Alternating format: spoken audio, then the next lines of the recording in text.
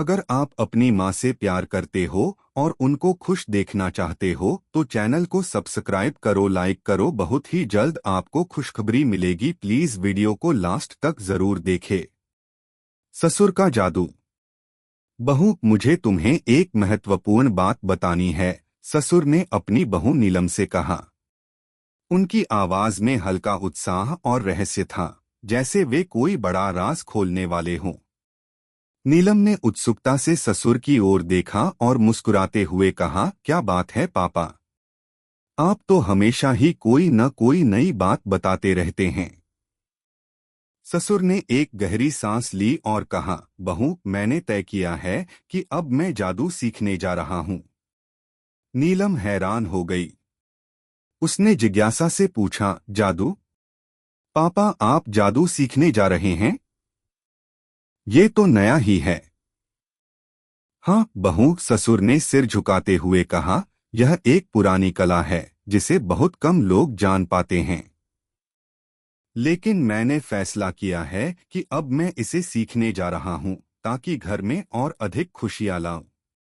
नीलम थोड़ी देर के लिए चुप रही और फिर हंसी में बोली, आप भी पापा, कभी कभी तो आप बच्चों की तरह बातें करते हैं। वैसे अगर आप सच में जादू सीखना चाहते हैं तो मुझे नहीं लगता कि कोई समस्या होनी चाहिए।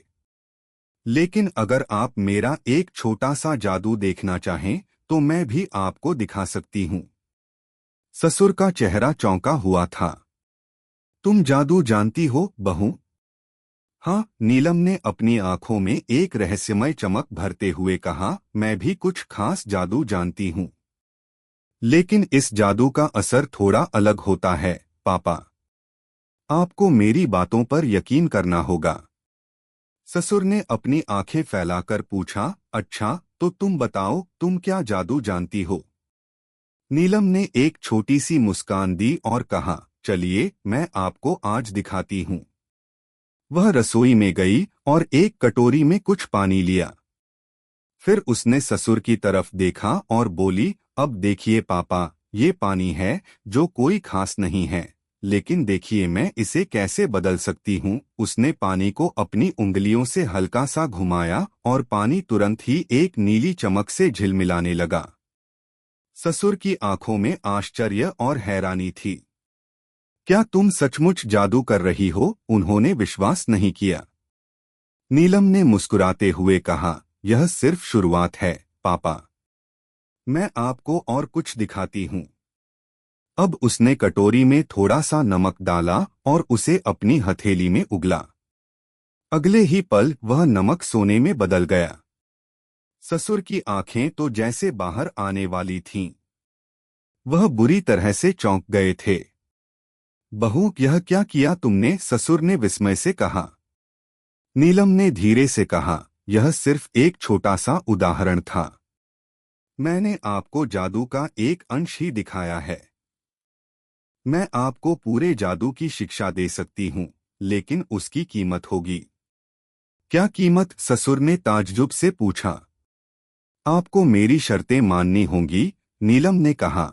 आपको मेरे द्वारा बताए गए किसी भी काम में हस्तक्षेप नहीं करना होगा। और हाँ, जादू के बारे में किसी से बात नहीं करनी होगी।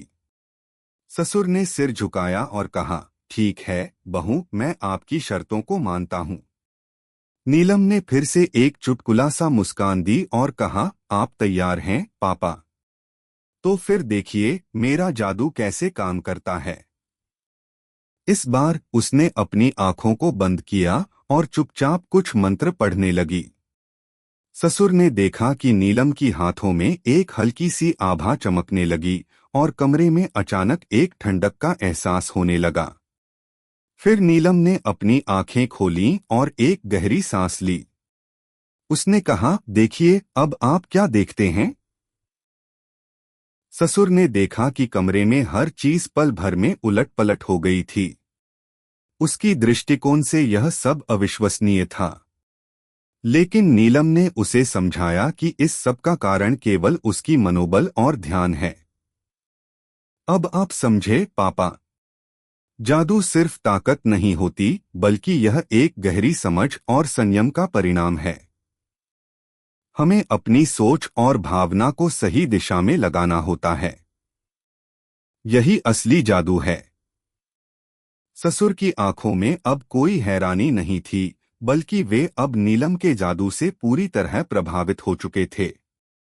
बहू, ससुर ने कहा, तुम सच में बहुत अद्भुत हो। मुझे लगता है कि मैंने जो जादू सीखने का सोचा था, वह अब नहीं सीखने की जरूरत।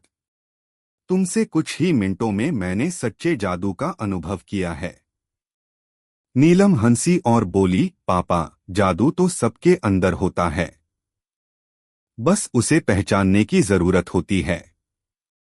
ससुर अब पूरी तरह से नीलम के जादू से मुग्ध थे।